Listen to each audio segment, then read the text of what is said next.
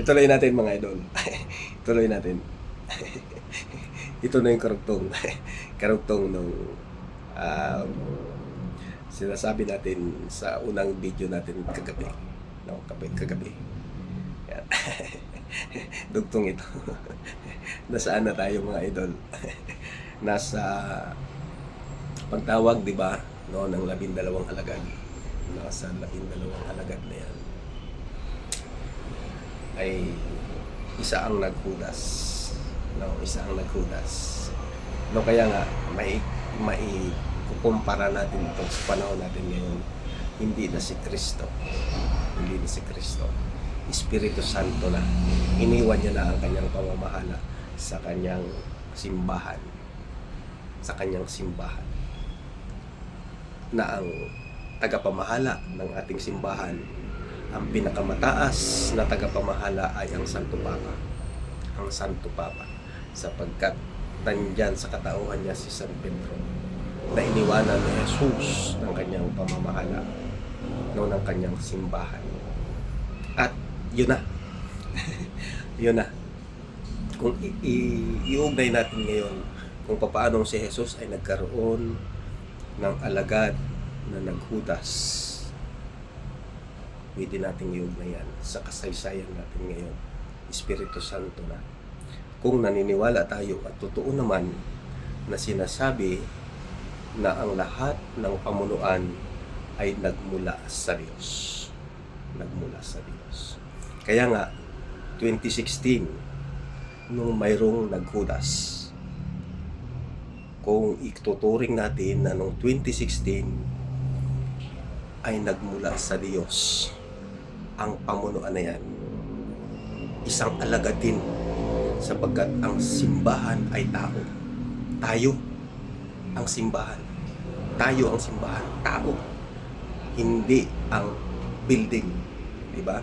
No, kung nagmula sa Diyos ang lahat ng pamunuan, ituring natin nagmula sa Diyos ang leader noong 2016. Hindi ba yan naghudas? Di ba? Minura siya, minura si Kristo, at minura ang alagad ni Kristo, ang Santo Papa. Yan. At yan ba ang gusto ng Diyos? Na pumatay ng maraming buhay? Ibig sabihin, naghudas. Tunay na naghudas. Yan ang tunay na naghudas. Kaya nga, noong 2022 eleksyon, nasaktan din ako. Sapagkat lumabas na ang simbahan para magsabi, para mag-educate ng mga tao na ito na ang tamang leader. Ito na ang dapat na piliin. Pero anong nangyari? Anong nangyari? Mas pinili talaga nila ang magsabwatan, mag-unitin para talunin ang tulad ng puso ni Jesus. Paano ko nasabi?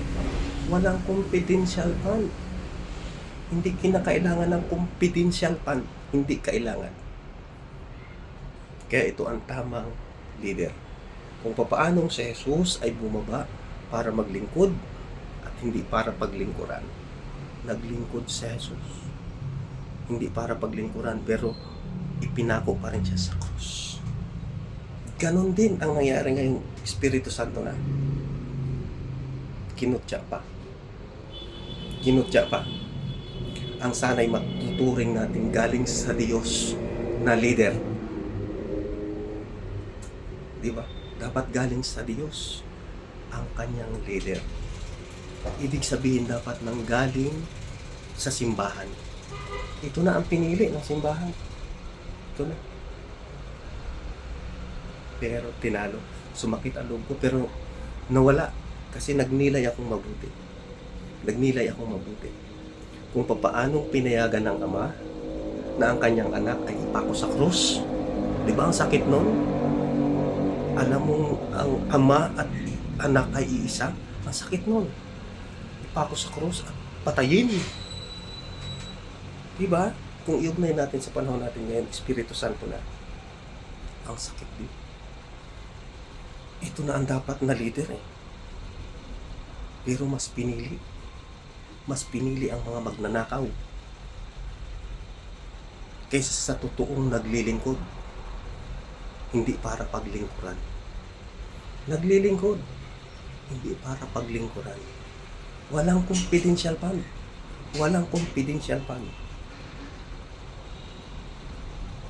Kapatid, hindi. Ngayon, ang Espiritu Santo, hindi ka rin pinipilit. Bahala ka. Hahayaan ka rin ni Kristo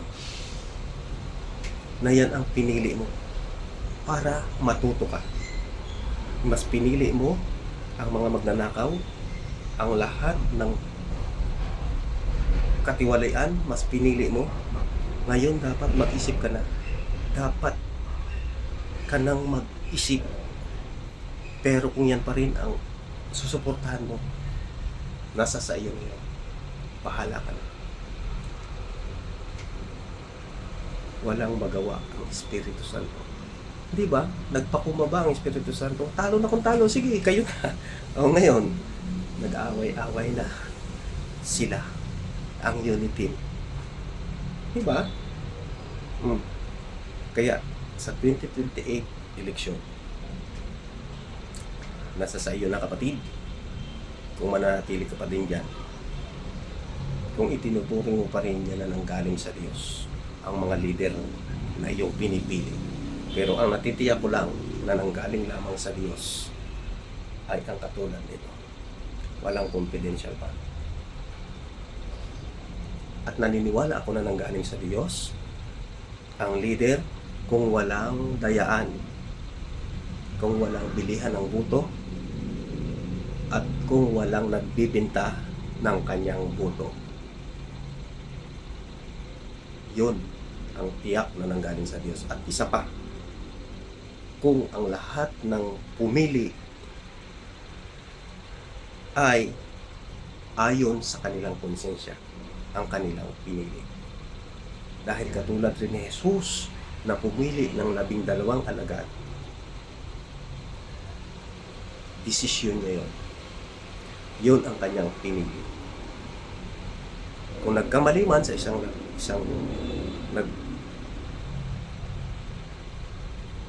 Judas, ay hinayaan niya pa rin.